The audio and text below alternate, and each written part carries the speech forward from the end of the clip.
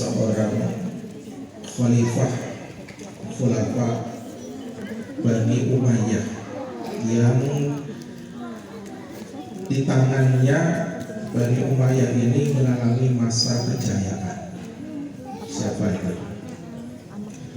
Khalifah Umar bin Abdul Aziz rahimahullah. Beliau ini ternyata umurnya tidak panjang. Lahir tahun 61 Hijriah dan menjadi khalifah ketika umurnya di bawah 40 tahun. Jadi kalau menjadi wapres 40 tahun, ternyata juga beliau ini khalifah ini umur 38 tahun sudah jadi khalifah, di bawah 40 tahun. Tahun 99 dia diangkat jadi khalifah, menjabat selama 2 tahun saja, karena tahun 101 beliau meninggal. Jadi menjabat sebagai khalifah selama 2 tahun, tapi selama 2 tahun itu mengalami masa puncak kejayaan Daulah Umayyah. Ini kan luar biasa. 2 tahun bisa menjadi yang terbaik. Ada di sebuah negara 2 periode tapi hutangnya tambah banyak. Kalau sudah 2 periode hutangnya, prestasi hutangnya tambah banyak di sebuah negara kan. Ini 2 tahun cari orang miskin di masa itu susah, saking maklumnya. Itu sampai-sampai sebagian ulama itu memasukkan beliau sebagai khulafaur rasyidin yang kelima. Saking prestasinya itu mendekati 4 khulafaur rasyidin sebelumnya. Jadi dimasukkan dia al-khulafaur rasyidin al-khamis. Loncatnya jauh sekali, karena beliau ini kan khalifah Bani Umayyah yang ke-8. Loncatnya jauh sekali dari proses ini. 8 melewati 8 kekhilafahan beliau, tapi ditempatkan karena prestasi dalam memimpin negara, juga prestasi pribadinya. Beliau sebagai orang yang soleh. Nanti silahkan dilihat kembali bagaimana sejarah dan kepribadian beliau. Tapi ada satu ungkapan beliau yang ingin saya sampaikan di awal pertemuan ini. Beliau katakan, qayyidu ni'amallahi bisyukri. Ikatlah nikmat-nikmat Allah itu dengan syukur. Jadi ikatlah nikmat-nikmat Allah itu dengan syukur. Kita tentunya tidak ingin nikmat yang telah Allah berikan kepada masing-masing kita itu hilang atau lepas lagi. Nah, ada yang bisa beli motor kemudian ingin motornya hilang, kan nggak ada. Sudah dapat nikmat, sudah punya uang tabungan 10 juta, tahu-tahu kena bankingnya bermasalah, hilang. Nggak ada orang yang ingin nikmat yang didapatkannya itu hilang atau lepas lagi. Yang ada masing-masing kita ingin ditambah oleh Allah dari nikmat yang sudah ada dengan nikmat yang lain. Tapi ini katakanlah ini berbicara tentang pertambahan nikmat, tapi mempertahankan nikmat supaya nikmat itu tidak hilang, tidak lepas lagi. Kata beliau, nikmat itu harus diikat. Nah, mengikat nikmat itu dengan bersyukur. Jadi syukur adalah upaya kita mengikat nikmat-nikmat yang Allah berikan kepada kita agar tidak lepas dan tidak hilang dari tangan kita. Tinggal masing-masing nanti tinggal memerinci nikmat apa yang kita tidak ingin hilang dari kita, meskipun ya tentunya semua nikmat, tapi perlu rincian karena masing-masing nikmat itu bentuk syukurnya beda-beda. Nikmat harta misalnya, syukurnya bagaimana? Ya dibelanjakan dalam hal-hal yang disukai oleh Allah, tidak digunakan untuk sarana bermaksiat misalnya. Nikmat sehat, nikmat waktu, nikmat tenaga, dan semuanya diikat dengan cara bersyukur. Antum sudah tinggal praktekkan saja ya, bagaimana syukur. Tapi dia begitu. Itu pertama perkataan daripada Khalifah Umar bin Abdul Aziz. Kemudian ada satu perkataan lain dari seorang ulama yang lain, namanya Al-Imam Sahal bin Abdullah At-Tustari rahimahullah. Sahal bin Abdullah, Sahal itu namanya ya Sahal saja, bin itu anak, Abdullah itu bapaknya. At-Tustari, Tustar, jadi nisbah kepada Tustar. Tustar itu satu wilayah ya, di kecamatan atau kampungan ya. Kotanya namanya Ahwas. Ahwas itu bagian daripada, kalau sekarang itu Iran. Iran, dari Iran. Ahwas, Tustar. Beliau lahir sekitar tahun 200-an Hijriah dan umurnya panjang, umurnya 2 kali lipat lebih daripada umurnya Umar bin Abdul Aziz. Karena dalam sejarah dikatakan wafatnya itu tahun 283 Hijriah di kota Basrah. Jadi pindahlah dia dari Iran ke Irak. Kalau Basrah itu di Irak. Tahun 283 Hijriah. Termasuk ulama yang umurnya cukup panjang ya, 83 tahun. Nah, ada ungkapan menarik dari beliau ini tentang syukur.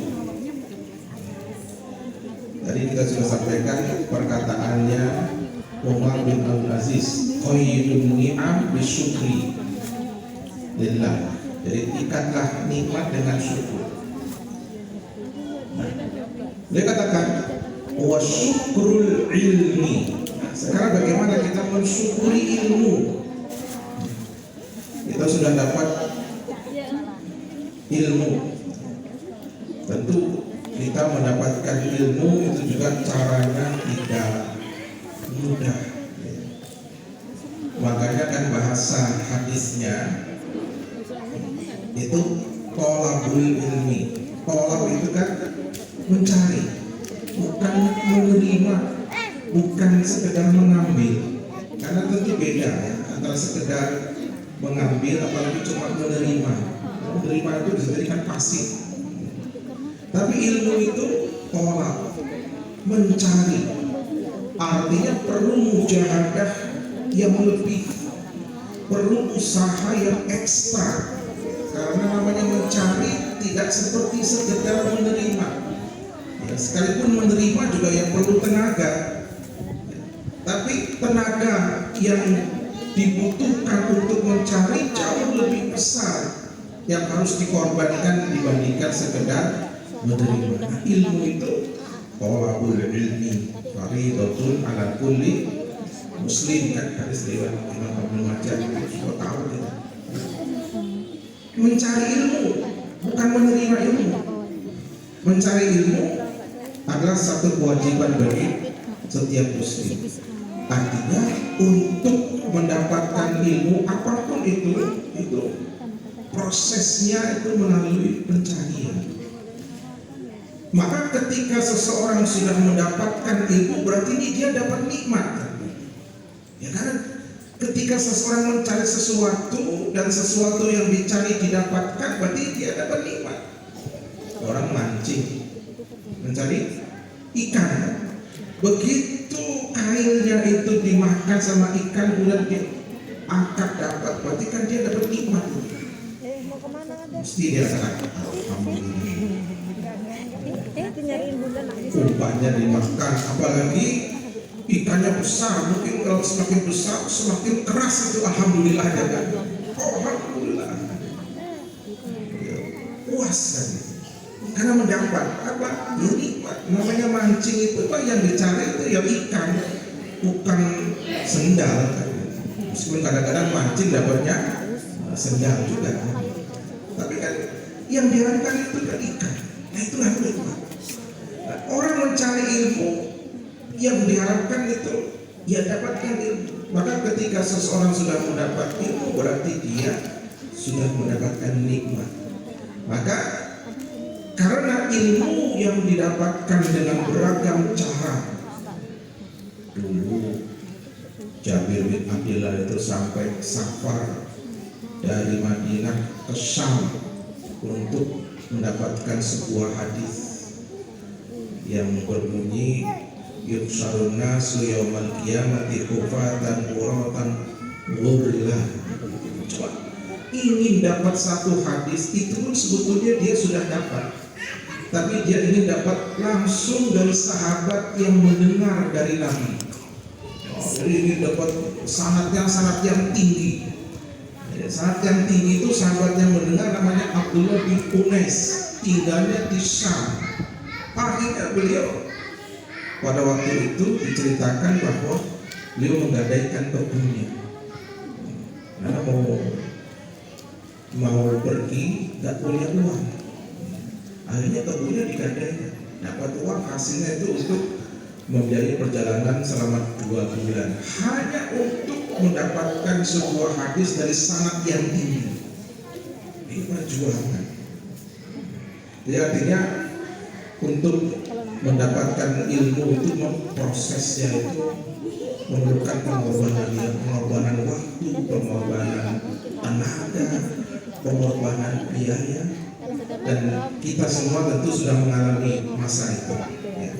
Sudah mengalami proses mencari ilmu, ya, dan tahap-tahap yang berbeda-beda, tapi kita semua sudah mengalaminya bahwa semua perlu pengorbanan. Nah, setelah kita mendapatkan ilmu ini, maka karena nikmat perlu disyukuri. Kata beliau Imam Sa'di, wa syukrul ilmi al-amalu. Mensyukuri ilmu itu bentuknya adalah mengamalkannya. Jadi mensyukuri ilmu itu mengamalkan apa yang sudah dia dapatkan. Tidak ada yang lain, kata beliau. Belajar tentang apa saja, misalnya yang simpel-simpel lah, doa, masuk keluar masjid, sudah dapat ilmunya. Bagaimana syukurnya? Ya nanti kalau keluar masjid dipraktekkan. Belajar tentang sunnah, sholat sunnah, apakah duha, apakah rawatib, apakah yang lain. Sudah dapat ilmunya, bagaimana mensyukuri ilmu yang sudah dapatkan? Al-amal. Dan dia kembali melanjutkan, ternyata seseorang yang dimudahkan, diberi taufik, seseorang yang bisa mengamalkan ilmu itu ternyata juga merupakan satu bentuk kenikmatan tersendiri. Karena faktanya tidak setiap orang yang memiliki ilmu dia bisa mengamalkannya. Kan tidak setiap kita mengetahui sesuatu otomatis sesuatu itu kita bisa mempraktekkannya secara sempurna. Ya sekalipun hal-hal yang memang dalam kacamata fikih, hukum-hukum yang sifatnya nafilah itu tidak mengikat. Artinya kalau seseorang tidak mengamalkan secara hukum dia tidak berdosa. Tapi ketika ketika seseorang mempelajari suatu amalan yang nilainya nafilah, kemudian dia dimudahkan, diberi taufik oleh Allah untuk bisa mengamalkan amalan nafilah itu satu nikmat yang besar yang Allah berikan kepada orang tersebut, yang belum tentu Allah berikan kepada orang lain. Jadi taufik untuk mengamalkan ilmu ini sudah nikmat tersendiri lagi. Dapat ilmu tadi nikmat, bisa mengamalkan ilmu ini nikmat lain yang harus disyukuri. Maka beliau mengatakan wa syukrul amal. Jadi amal itu perlu disyukuri juga.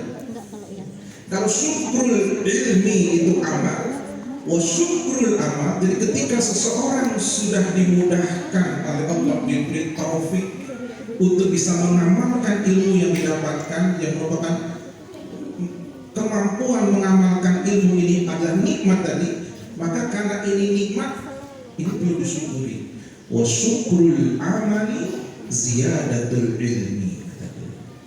Jadi cara mensyukuri Allah sudah memudahkan kita untuk beramal itu dengan cara menambah belajar lagi, menambah ilmu.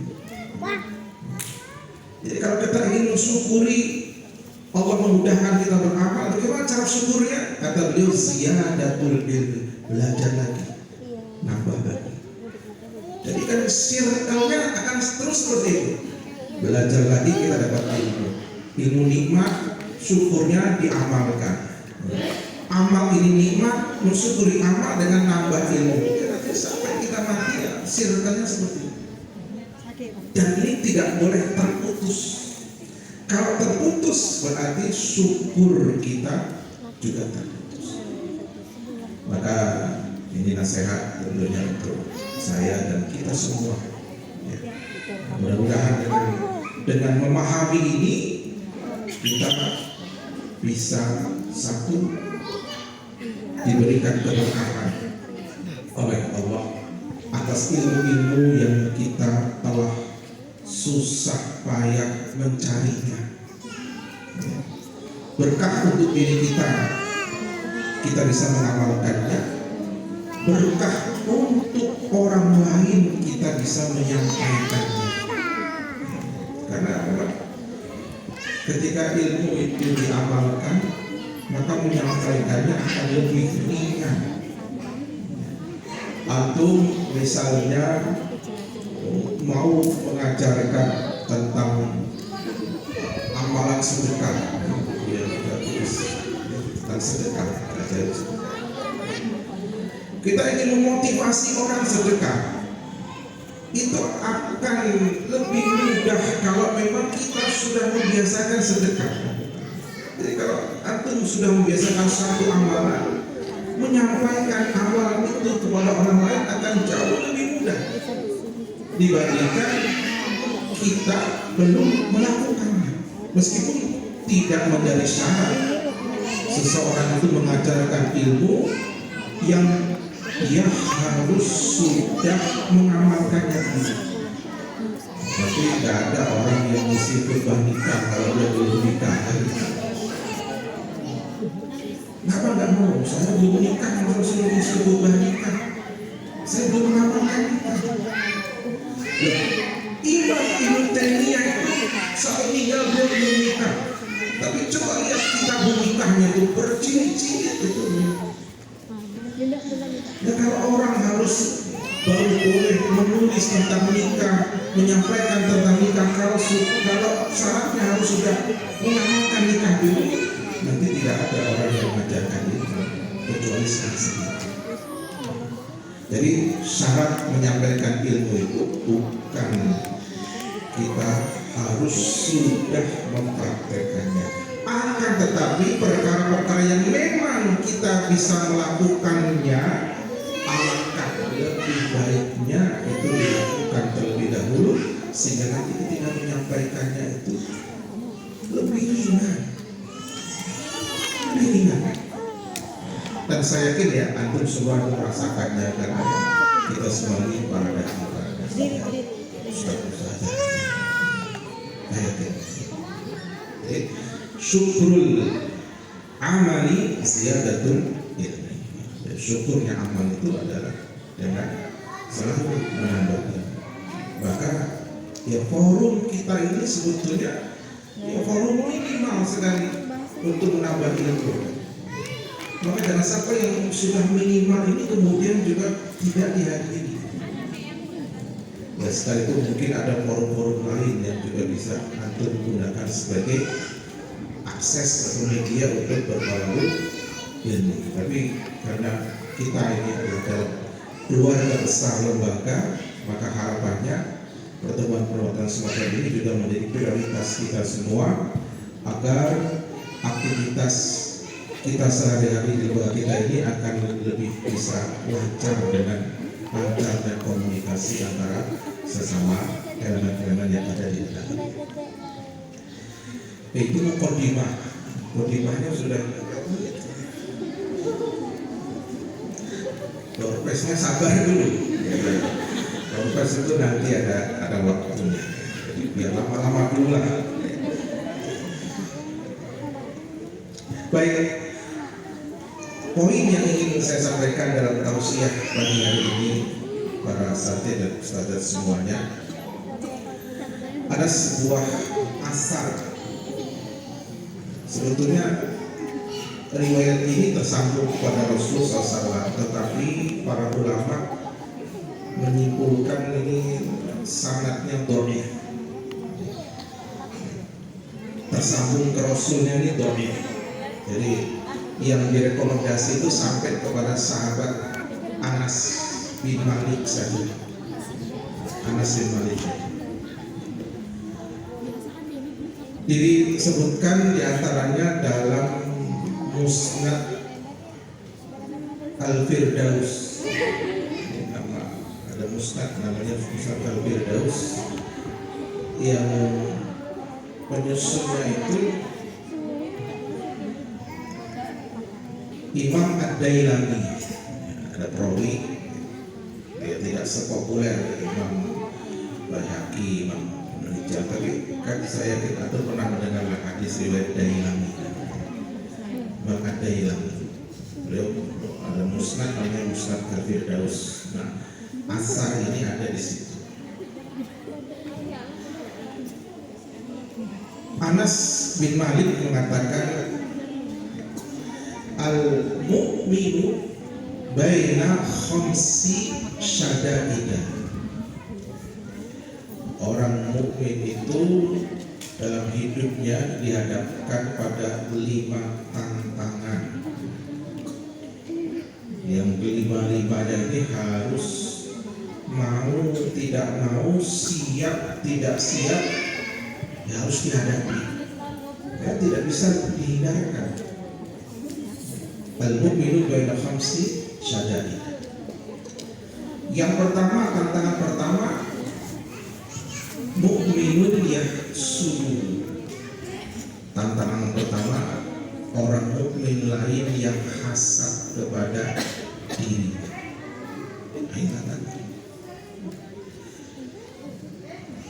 Jadi tantangan itu tidak selalu dari musuh. Kalau musuh ya jelas musuh, memang tabiat musuh itu selalu memusuhi. Tapi ini ada tantangan dari sesama mukmin tetapi yahsuduhu, yang hasad kepada dirinya. Orang itu kan kalau sudah hasad, namanya hasad kan definisinya tawalli zawalin ni'am, tamanni zawalin ni'am anil ghair. Dia punya keinginan, angan-angan nikmat yang didapatkan oleh orang lain, saudaranya itu hilang, zawal. Nah hilangnya itu pokoknya dia gak dapat nikmat, atau hilangnya itu nikmatnya berpindah untuk dirinya. Ada temannya dagang, semoga dagangannya gak beres. Itu hasad. Semoga pembelinya pindah ke tempat saya. Kalau yang pertama yang penting dia nggak lari, suka pindahnya kemana pembelinya nggak penting. Yang kedua ini, semoga para pembelinya dia nggak laris, pembelinya pindah ke tempat dagangan saya semua. Dua-duanya dihasad. Tidak suka kalau sahabatnya itu mendapatkan nikmat, mendapatkan kemudahan, mendapatkan kesuksesan.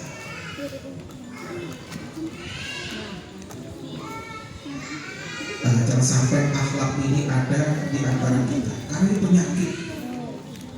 Bahkan ini penyakit turunan. Dikatakan turunan karena umat-umat terdahulu itu sudah terjadi. Dabba ilaikum daul umam, akan dabba itu apa? Akan merata. Maka dikatakan dabba itu juga tank itu karena dia jalannya merayap. Nggak ada tank terbang, itu nggak ada. Tank itu mesti nempel di dabba. Karena dabba itu binatang melata menyebar. Dabba ilaikum daul umam, jadi akan menyebar di kalangan kalian penyakit umat-umat terdahulu. Apa itu? Al-hasadi wal baghdha. Hasad dan kalau selanjutnya ke sini melihatnya ke anak. Jadi kalau seseorang hatinya sudah terjangkiti penyakit hasad dengan orang lain, mesti hubungannya tidak harmonis. Itu mesti. Hal ini akan sangat berbahaya kalau terkait dengan teamwork. Kita dengan beberapa orang mestinya satu bagian yang harus saling menguatkan, tapi karena hasad jadi renggang, hubungannya pasti renggang. Karena hasad akhirnya amanat yang dibebankan tidak mau dilakukan, atau dilakukan sendiri, tidak mau melibatkan yang lain. Implikasinya sangat luas. Maka Rasul SAW itu selalu memohon perlindungan kepada Allah dari sifat ini. Itu yang sangat berbahaya. Makanya kan kita dianjurkan setiap pagi dan petang itu membaca zikir pagi petang, itu kan diantaranya ada surat Al-Falaq, berlindung min syarri hasidin idza hasad. 3 kali pagi dibaca, 3 kali dibaca ketika sore, bahkan mau tidur dibaca. Saking pentingnya hati kita harus dibersihkan dari sifat hasad. Mukminun yahsudu, mukmin yang hasad, yang tidak senang orang lain dapat nikmat. Mestinya kita orang beriman,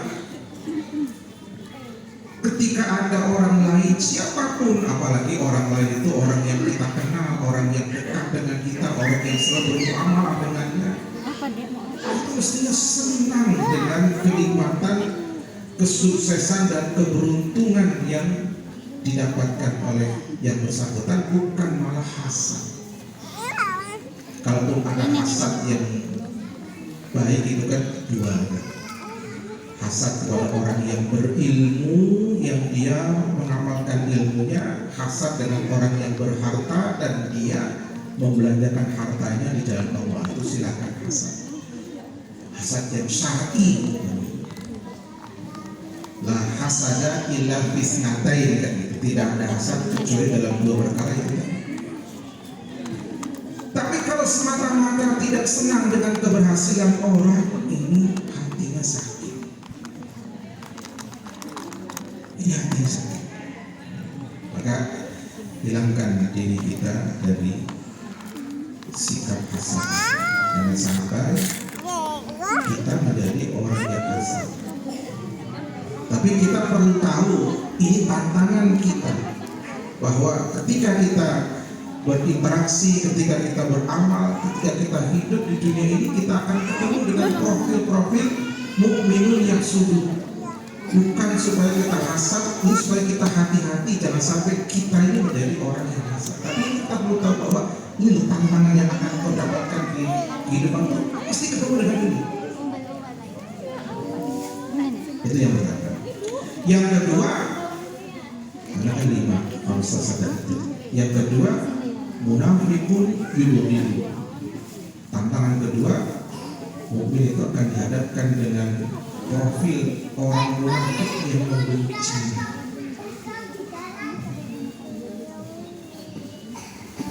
Munafik yang membenci.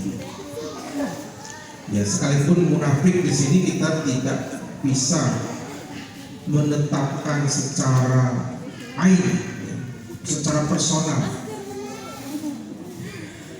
Tapi karakter dasar munafik nifak iktiqadi sudah jelas. Dia membenci orang yang beriman. Membenci orang yang beriman. Jadi akan ditemukan dalam kehidupan ini orang-orang yang zahirnya dia itu mukmin tapi benci dengan kebaikan, benci dengan nilai-nilai keislaman. Nah, ini juga tantangan agar kita menyadari bahwa kita harus berhati-hati dengan orang yang tipenya seperti itu, mukmin, munafikun yuridun, bukan di situ. yang tidak suka akan berkembangnya Islam, Ini di sini. yang tidak suka akan merebaknya simbol-simbol keislaman, yang senang kalau orang kafir itu yang menang. Ini kan profil-profil sifat munafik yang disebutkan oleh Allah dalam Al-Quran. Munafikun yuridun. Yang ketiga tantangannya adalah kafirun yuqatiluhu. Orang mukmin itu akan dihadapkan pada orang kafir yang memeranginya. Kafirun yuqatiluhu. Hari ini tentunya orang kafir yang memerangi orang beriman, bentuk peperangan mereka ini sudah sangat luas. Ya, ada yang perang secara fisik seperti yang dialami saudara kita di Gaza, Palestina. Itu kan kontaknya fisik. Bahkan kan sudah bukan hanya di Gaza, tapi di wilayah Palestinanya ada Fakhuriyah, dataran tinggi, Golan.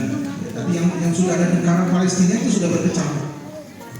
Bahkan kota Jenin itu sudah dikosongkan sama Israel, mau dibuat seperti Gaza. Sudah mengungsi di masyarakat di sana. 2 hari terakhir ini. Itu pergolakannya mengerikan sekali kalau itu Palestina akan dibuat seperti Gaza, semua bangunannya dihancurkan. Gimana coba? Karena Gaza dengan Palestina terpisah dengan wilayah Israel.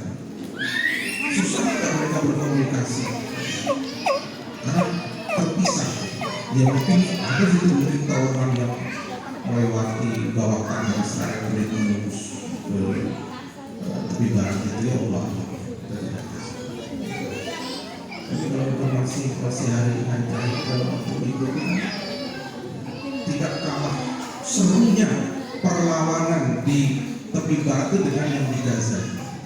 Seru sekali.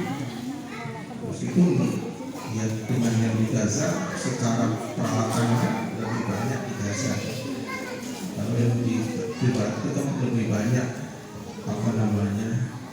bom rakitan. Tapi ya bom rakitannya bisa meledakkan tank merkavanya Israel kan? Luar biasa. Kafirun itu. Tapi peperangan orang kafir melawan orang Islam hanya bukan hanya secara fisik. Kita sudah lama ada istilah ghazwul fikri, perang pemikiran.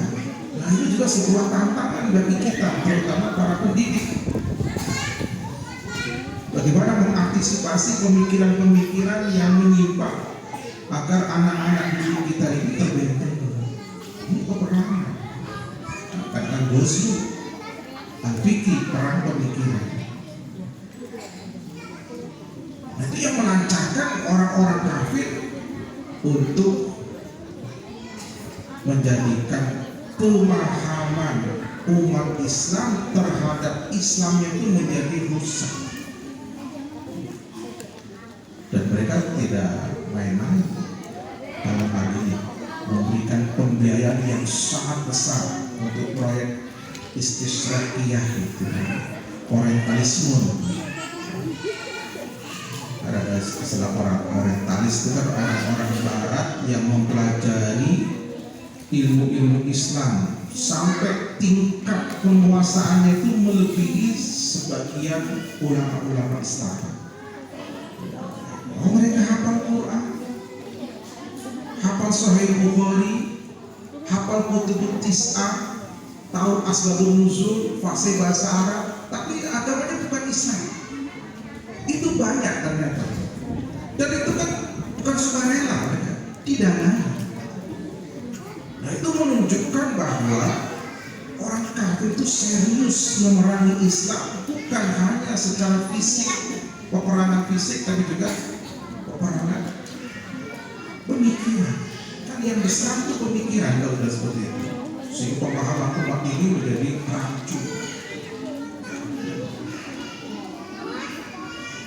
Belum lagi mereka memanfaatkan oknum-oknum umat Islam untuk memecah belah umat Islam sendiri. Nah, itu sudah lain lagi. Kalau ini orientasi kan murni, jelas itu non muslim yang dijadikan ikonnya. Ada yang mereka itu mendidik generasi generasi muda muslim tapi dicuci otak, sehingga ini dibenturkan kepada para ulama tokoh-tokoh dari muslim. Ini peperangan. Belum lagi kita disibukkan dengan makhluk-makhluk sekarang ini kan.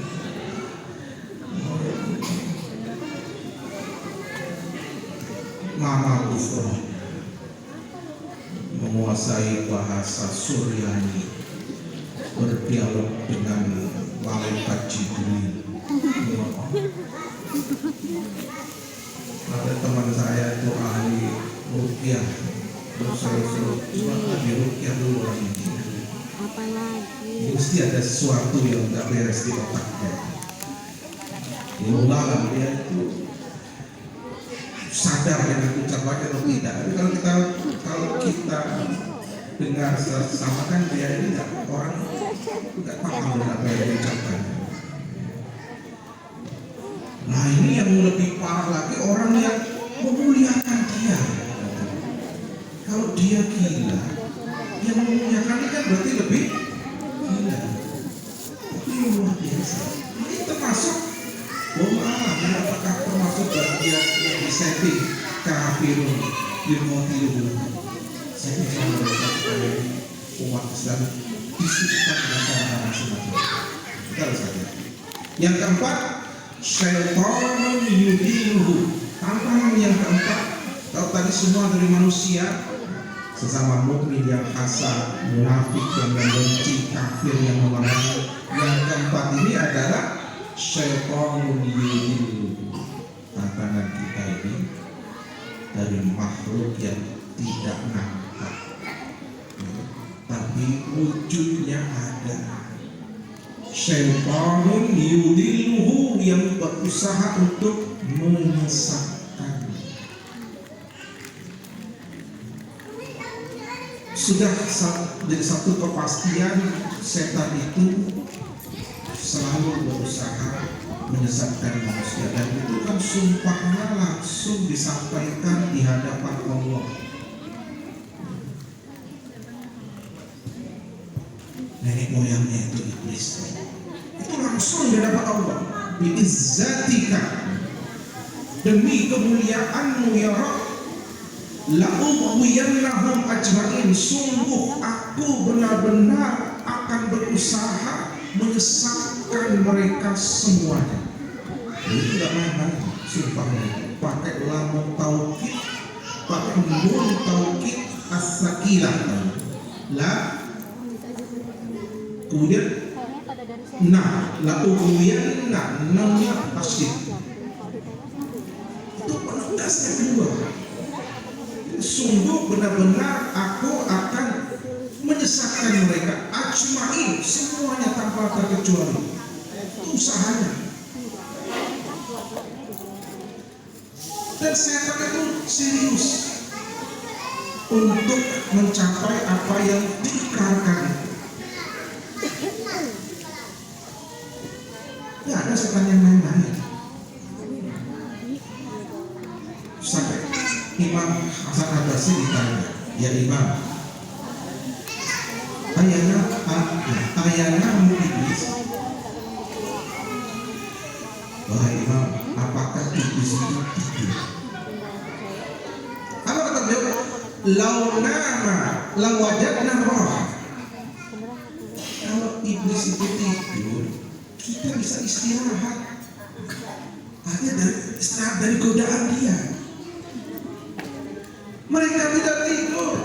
Bahkan ketika kita tidur, mereka berusaha masuk menggoda lewat mimpi.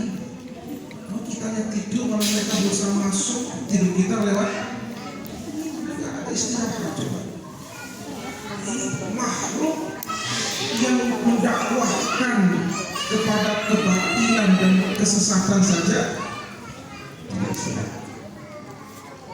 Kita ini mendakwahkan kebenaran, dan jaminannya itu sebagai orang yang paling baik ucapannya nanti akan mendapatkan surga. Kadang-kadang kita itu merasa lelah, capek, bosan dan lain sebagainya. Syaitan yudhilu, setan yang menyesatkan. Hati-hati. Kalau ingin tahu bagaimana bentuk-bentuk godaan setan, ya silakan baca bukunya Imam Ibnu Jauzi, Talbis Iblis. Nah, itu lengkap sekali bagaimana bentuk-bentuk tipu daya setan yang objeknya semua lapisan masyarakat. Ya, dari siapa saja, dari pemimpin, rakyat biasa, petani, pengusaha, kemudian ulama, orang awam, bagaimana mereka trik-trik godaan terhadap orang-orang itu supaya sesat dari jalan kebenaran. Dan silakan dibaca. Terjemahannya juga banyak kalau mau bahasa Arabnya. Talbis Iblis dan Imam Ibnu Jauzi. Ya, terjemahannya kadang-kadang disebut perangkap setan. Tapi ada juga talbis iblis juga. Yang perangkap setan itu Ustaz Al-Kautsar yang saya ingat.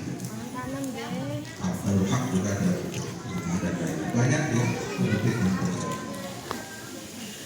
Yang terakhir, yang kelima, sudah 53 menit pas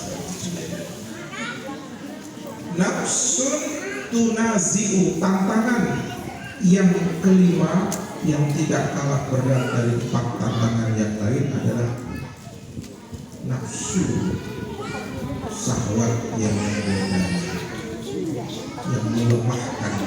Nazi'u,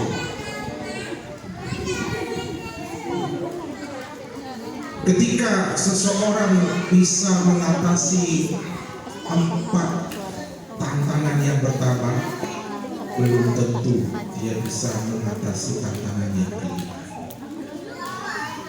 Fitnah syahwat ini luar biasa.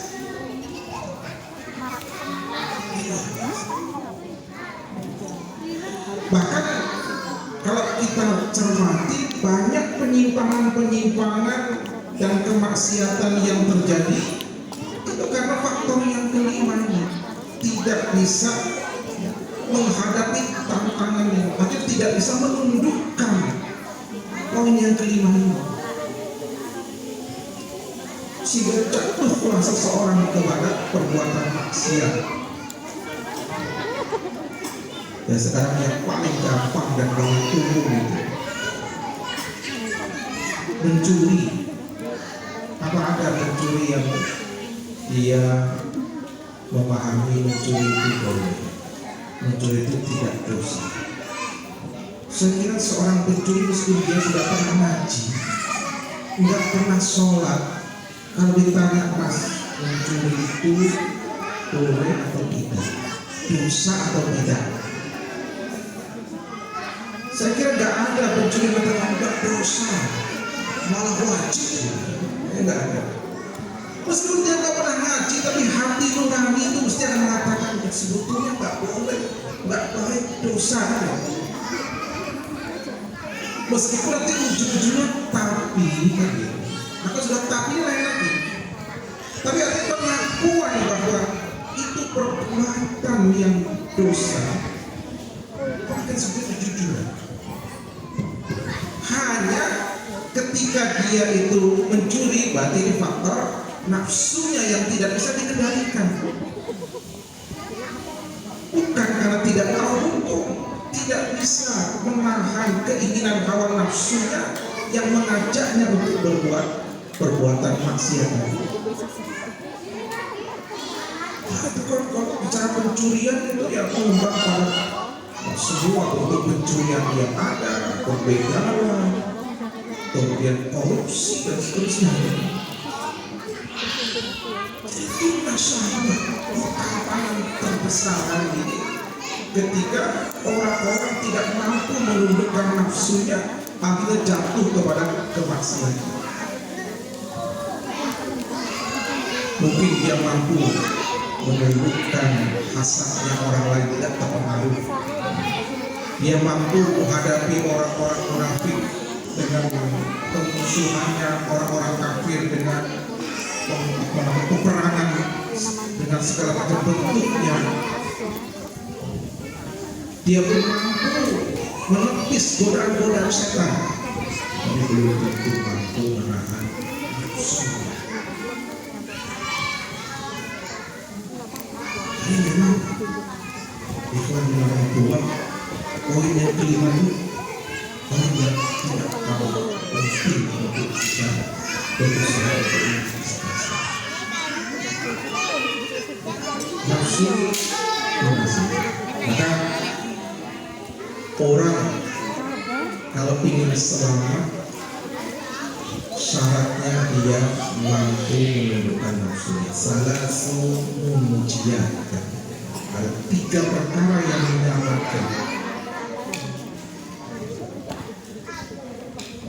Itu adalah kemampuan seseorang untuk menahan nafsunya.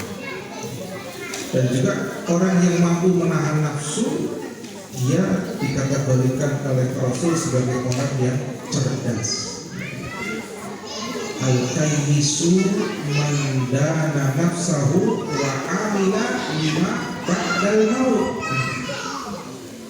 Orang yang cerdas itu orang yang mampu menundukkan dana yadihu, menundukkan nafsahu, hawa nafsunya, wa amila lima ba'dal maut, dan beramal untuk hari setelah kematian.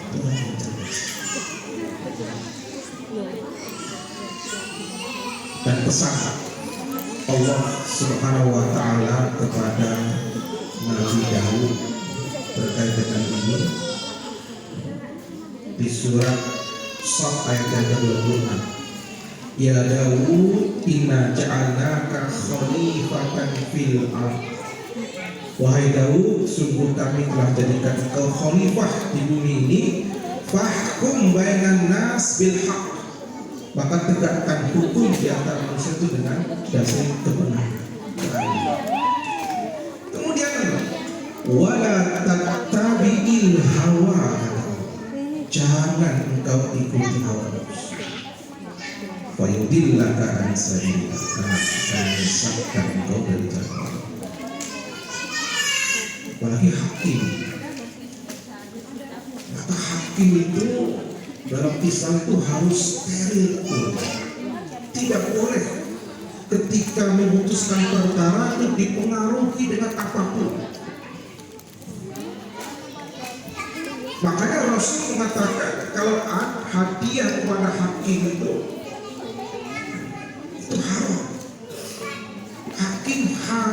menerima hadiah apapun dari siapapun. Meskipun hadiah itu dari orang yang sama sekali tidak punya perkara hukum. Apalagi kalau punya perkara hukum kan mesti ada keinginan supaya dibebaskan, diringankan. Ya nggak ada hubungan sama Allah. Hakim tidak boleh menetapkan hukuman kalau dia sedang ada persoalan. Dia sedang marah dengan anak buahnya, dengan istrinya. Tapi kalau ada sedang ada masalah dengan siapapun, ini dia tidak boleh melaksanakan sidang. Kenapa? Khawatir nanti keputusannya itu didasari dengan emosi, bukan dengan ilmu. Allah tatabri hawa kayudilakan sahih. Allah alam besar. Pas 1 jam. Sudah cukup kita sambung lagi.